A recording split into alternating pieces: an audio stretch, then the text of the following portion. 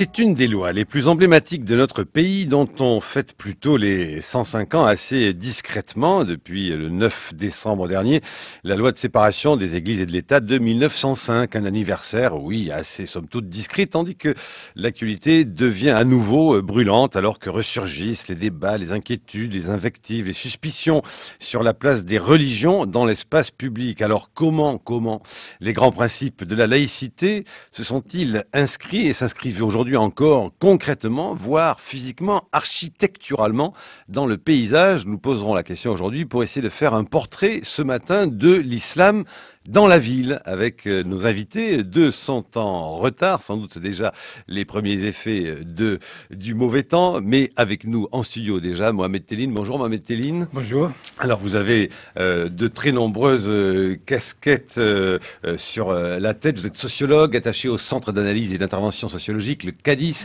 et rattaché, associé à l'École des hautes études en sciences sociales et diplômé du Centre de recherche et d'analyse en géopolitique, l'Institut français de géopolitique. Vous êtes l'auteur de L'Islam et les musulmans en France, une histoire de la mosquée, une histoire de mosquée publiée chez l'Harmattan en 2010. Peut-être la toute première question très simple, on voudrait essayer avec vous de comprendre un peu quelle a été cette histoire-là, justement, entre autres de la mosquée sur le territoire français. Mais d'abord, combien y a-t-il aujourd'hui, et vous me direz quelle distinction il faut faire, combien y a-t-il de lieux de culte musulmans en France, Mohamed Telline? Selon le ministère de l'Intérieur, il doit y avoir un peu plus de 2000 lieux de culte. Le président de la République l'a dit récemment, donc un peu plus de 2000 lieux de culte. Mais qu'est-ce qu'on entend par lieu de culte? Alors voilà. Voilà, c'est ça. Ça peut être une petite salle de quelques mètres carrés, et justement, il y en a beaucoup. Et ça peut être une grande mosquée qui occupe 4000 à 5000 mètres carrés. Donc, la distinction, vraiment dans le sens où on fait la différence, comme on le fait dans les pays d'islam, entre la petite mosquée, la mosquée du vendredi, etc., comme on l'appelle, la mosquée du rassemblement, c'est-à-dire le jama'. Ici en France, ça se compte sur les doigts d'une main, les grandes mosquées. Mais pourquoi est-ce qu'on n'arrive pas à donner, au fond, un chiffre exact du nombre de lieux de culte musulmans en France? On doit pouvoir arriver à compter, je pense, toutes les églises, les chapelles, enfin... le nombre exact, le nombre des lieux de culte exact, on ne peut pas vraiment l'avoir, sauf si, bien entendu, le CFCM soit reconnu par tout le monde, et donc on lui transmet les informations. Le CFCM, comment ça s'appelle? Le Conseil français du culte musulman. Le Conseil français, voilà, du culte musulman. Je suis pas sûr du Conseil, mais du français du culte musulman, oui. Voilà. Oui. Et donc, le CFCM, s'il est reconnu par pratiquement l'ensemble de la communauté, effectivement, il peut recevoir sur le territoire français pratiquement toutes les données. Mais il y a bien entendu des petites mosquées qui ne s'y reconnaissent pas. Et par conséquent, quand je dis des petites mosquées, ce sont des petits lieux, des petites salles de prière. Et donc, c'est pas vraiment comptabilisable. À moins que, bien entendu, on recoupe avec les chiffres du ministère de l'Intérieur. Est-ce que vous pensez, et par exemple dans le débat aujourd'hui, est-ce qu'on confond, faut-il distinguer mosquée et salle de prière, Mohamed Telline? Oui, alors là, la question se pose sur le plan purement architectural. C'est-à-dire si on considère mosquée lorsque il y a un bâtiment architecturalement reconnu. Avec le minaret, avec minaret, mais il peut y avoir un symbole. Vous savez, les minarets ne sont pas partout les mêmes, ils n'ont pas la même architecture. Mais bon, et le minaret lui-même est une copie de l'église byzantine, si vous voulez.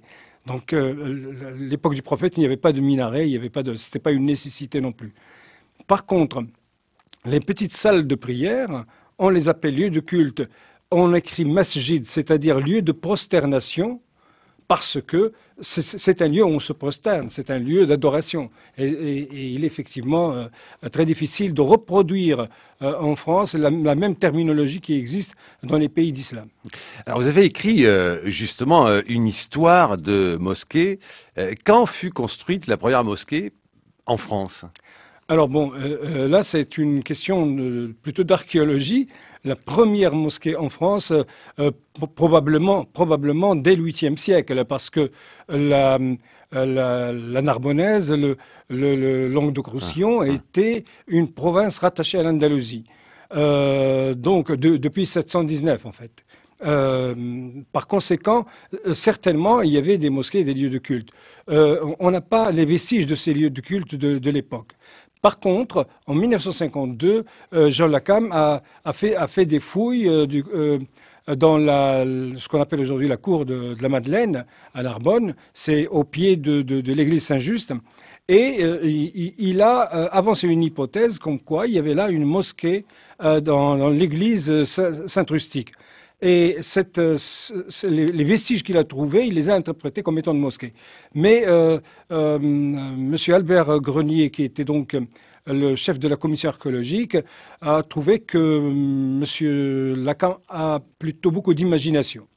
Et par conséquent, le dossier a été clos et les excavations ont été comblées. C'est en 1956. Alors, oui, allez-y, continuez. Par contre, il y a encore une autre mosquée, mais elle n'a jamais servi apparemment pour le culte. C'est dans un lieu, on l'appelle le lieu dit le Mahomet, c'est au nord de Buzancy, à quelques kilomètres de Buzancy. Et on trouve encore la gravure de cette mosquée dans le guide pittoresque du voyageur en France, publié en 1834, et qui a servi par la suite comme école et salle communale. Mais elle a été détruite, je pense, vers 1948 à peu près. Dans l'introduction à votre ouvrage « Islam et musulmans en France, une histoire de mosquée », vous écrivez « Il nous est apparu, in fine, que considérée à différentes échelles du temps, la mosquée semble, plus que tout autre symbole islamique, jouer le rôle d'un indicateur relationnel qui nous informe sur la qualité des relations de la France avec l'islam et sur le degré de tolérance à l'altérité. » On voit bien que dans cette phrase hautement pesée et mesurée se jouent des considérations assez importantes et qui correspondent à l'ère du temps que nous vivons. Mais par exemple, moi j'ai envie de vous poser comme question à rebrousse-poil de ce que nous vivons aujourd'hui dans le débat public. Et bien sûr, nous aurons le temps de revenir sur le débat actuel. Est-ce que justement, à un certain moment, la question de la mosquée et des relations de la France avec l'islam ont été marquées réellement par une sorte d'esprit de tolérance et d'altérité dans l'histoire de France. Alors, ne me remontez pas nécessairement au Moyen-Âge, mais je parlerai à partir du 19e, par exemple, du 19e siècle à nos jours. Mais déjà, alors, justement, oui, tout à fait. Dès 1854, la première mosquée en Europe de l'Ouest, en dehors des mosquées médiévales d'Espagne et d'Italie, c'était une mosquée qui a été construite à Paris, au Père-Lachaise. Construite à l'époque de Abdelmajid Ier, qui était l'allié de la France dans la guerre du Crimée en 1854. Et donc, elle a été inaugurée en grande pompe. Il y avait donc un cimetière énorme de plus de 4000 mètres carrés.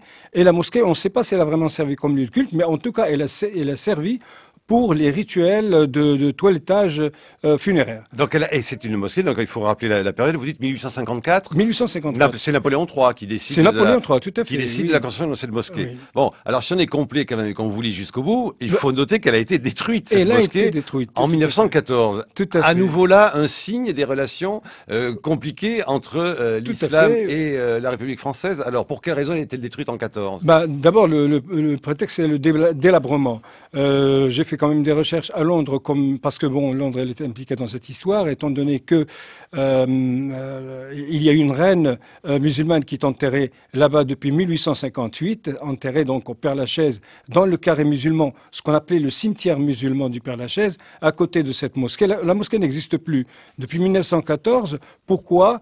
Parce que la Turquie est devenue finalement l'allié contre la France. Donc, nous sommes en 1914, il est l'allié de l'Allemagne, et par conséquent, je ne pense pas que le dossier de la mosquée aurait pu, par exemple, prendre un essor comme au début pendant la guerre de Crimée.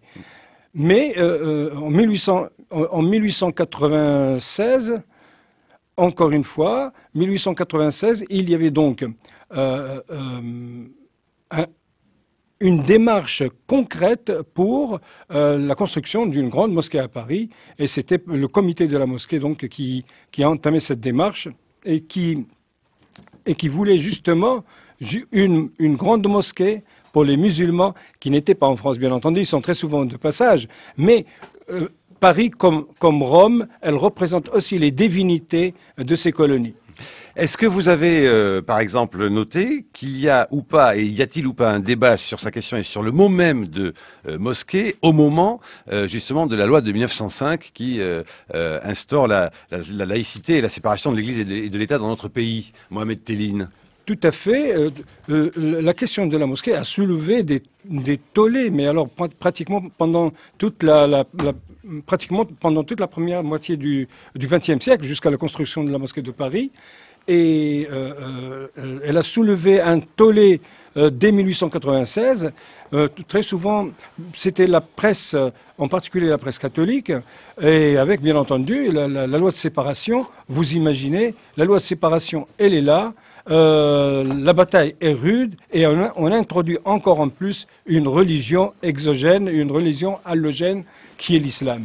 Alors, nos invités arrivent, je saisis à nos auditeurs s'ils entendent un peu de bruit ça et là. Nos invités arrivent les uns après les autres. Olivier Bobineau est avec nous, Mohamed Collin également. Olivier Bobineau, même question. Quid de la notion, du terme même de mosquée au moment où on établit, on écrit et on va voter cette loi de la séparation de l'Église et de l'État dont on fête les 105 ans, c'était le 9 décembre 1905. Bien, donc là c'est le sociologue des religions, le scientifique, mais en même temps celui qui conseille de temps à autre le ministère ou des ministères sur les affaires religieuses qui vous parlent. Il faut faire état de ce que c'est qu'un culte. Qu'est-ce que c'est qu'un culte? On a une jurisprudence du Conseil d'État. Que nous dit-elle? En schématisant.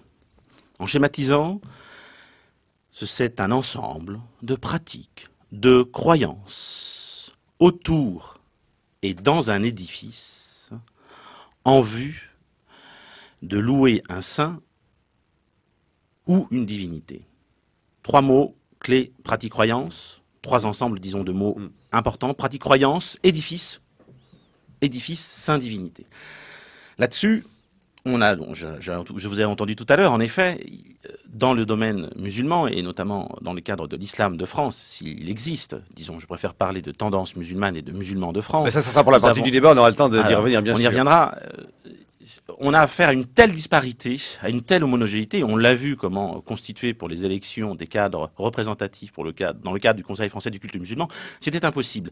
On a une telle disparité, mais c'est dû à l'histoire, et c'est dû aussi, si vous voulez, au fait que il n'y a pas, contrairement par exemple à la tradition chrétienne ou catholique qui domine, il ne faut pas oublier que la loi elle est faite d'abord pour s'opposer à l'Église catholique. Voilà, elle est en référence évidemment à cette question. À ça. Elle est en référence y compris à la conception du culte.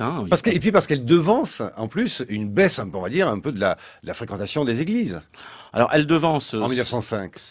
C'est plus complexe que cela, parce que les chiffres que l'on a des pratiques, notamment en paroisse rurale, si vous voulez, c'est de l'ordre de 42% au lendemain de la Deuxième Guerre mondiale. Non, le vrai échec de la civilisation paroissiale, ce sont les années 80. Je renvoie là au livre de Yves Lambert, par exemple, Dieu change en Bretagne.